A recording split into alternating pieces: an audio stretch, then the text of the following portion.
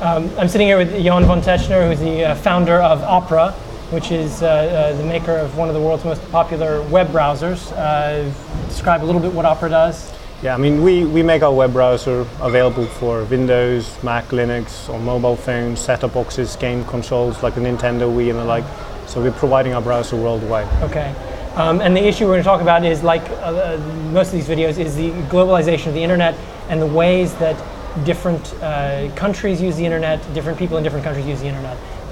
Speak to the case with Opera. You have a community site, I understand, that has a high rate of adoption in different countries. Yeah, it's quite interesting. I mean, we have around 1 million registered users and a lot of people visiting every day.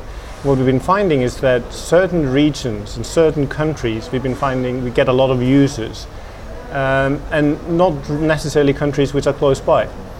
So one example of that is Vietnam. So from the ratings that we see out there, our community site is the 30th most popular site in Vietnam. What your community site is called? My Opera. My Opera. 30th most popular. So a Norwegian website becomes popular in Vietnam. Yes. Why? What is it that they... Well, actually, we have no idea. And probably if we dig into it, we'll find out why this is the case. But we've been just finding that a lot of people are coming from there. I guess we have some interesting content there. Probably some bloggers that have selected our site as their destination site. And now a lot of people are coming to our site to look at it. We have similar situations where we can point at why. We have a lot of people coming from Southern America, from Mexico and the like. And in that case, there is a site, a blog with regards to a television show. We don't know if it's formal or informal, but we know we get a lot of traffic from people in these countries visiting our site. So this is not something you feel like you could reproduce, because it just sort of happens organically or by some sort of strange accident? What we try to do is look at what's been happening and sometimes learn from it. I mean, a similar situation, I went to Russia, and in Russia we got a lot of users of our browser. So I asked, so why do we have all these users? And they gave us some explanations to that. But I think the main important thing is there's a community thing. There's people that are contributing. And we have a very strong community around Opera. And a number of those people, they contribute in their local markets.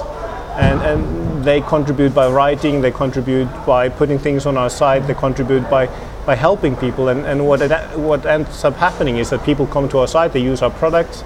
So there's a kind of a mechanism in place there. Is there any difference in the way that they use them? Are people from different countries using these sites in any different way, or is there a universal internet culture? I think, I mean, there are very different cultures, but I think people are using it in the same way. I think people are communicating more. So a lot of this is about people providing blogs and photos and engaging in discussions. Now they will discuss different things, but they all do discuss. And I think there's not a unique way in which they will use them, or I haven't really seen any systematic difference. We are finding that people are doing the same things all across the world, and a lot of them are now choosing to come to our site and do that, which is obviously great for us. I mean, we're very happy that people find it worthwhile using and they like it. So, I mean, what you're saying is there is an internet culture. There is a culture of the internet which supersedes the culture of Vietnam or the culture of Norway. I think for a very common usage. Because the theme I'm very interested in is digging into is there, once you get to the same level of internet penetration, Sweden and South Korea, do they use the internet in the same way, or is there a difference that is deeper than that? What I'm seeing is that quite often people follow the same path, and these are mobile technologies and the like. Quite often you can look at what's been happening in Japan and Korea, and then in Europe, and you'll see how it actually evolves across the world.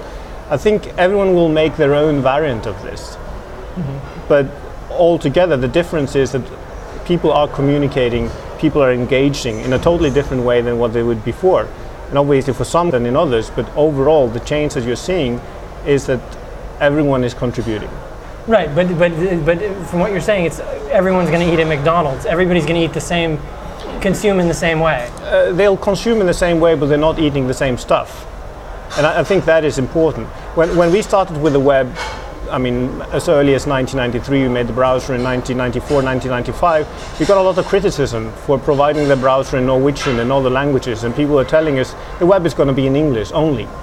And what we're finding is that although there's a lot of content in English, there's also a lot of localized content. There's a lot of different content in different countries. So the commonalities that everyone is contributing to what people are contributing can be quite different. And so you're actually getting a richer wealth. I mean, so you're making a distinction then between the content and I'm talking about the way they use it, and you say that's the same. You're saying the distinguishing feature is in Vietnam they're talking about the rice crop. In Norway they're talking about whatever crop. Well, yeah. I mean, there's going to be difference. People do tend to be more what's in the pipes. The pipes, the use of the pipes is the same. Yes. Just what's in it is different. Yes. Okay. Very briefly on, this is a very interesting statistic you had about Opera in Bangladesh. Well, what we're finding is that we've been working with Grameenphone. They've been making our mobile browser available, Opera Mini. And recently their numbers showed that there were more people using Opera Mini than they were using computers connecting to the internet. And this is something that's happened in a very short time. And I guess this is probably the first country where this has happened. This is the first, so describe a little bit the situation in Bangladesh. Then there are more people using the internet via Grameenphones. Yes, than they're using fixed lines.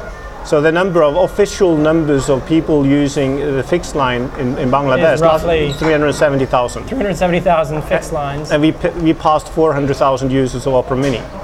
Every day. This is not on a daily basis, okay. So it may not be totally comparable, but that's the number of people that have been using Opera Mini over some period. Right. Fascinating. Is this a precursor for what's going to happen elsewhere on the internet? I think we're definitely seeing a trend. I mean, in certain countries already, Opera Mini is showing up in statistics as maybe 5% of the overall usage of internet in a country is using Opera Mini. Now, this is a product that's been out in the market for 18 months. So we're definitely seeing a trend here. I mean, I don't think the PC is going away. I don't think the mobile is going to replace the PC. But I think what is important here is that in certain countries where internet access may be difficult to achieve on a PC, you can get people on the net a lot quicker using a mobile technology. So we're looking at a mobile internet rather than a PC-based universe for the internet. Yeah, I think in certain countries you're definitely going to see that. And I think this is kind of like with other technologies where some countries have jumped over a generation. Right. Okay, great. Thank you very much. Thank you. That's it for now.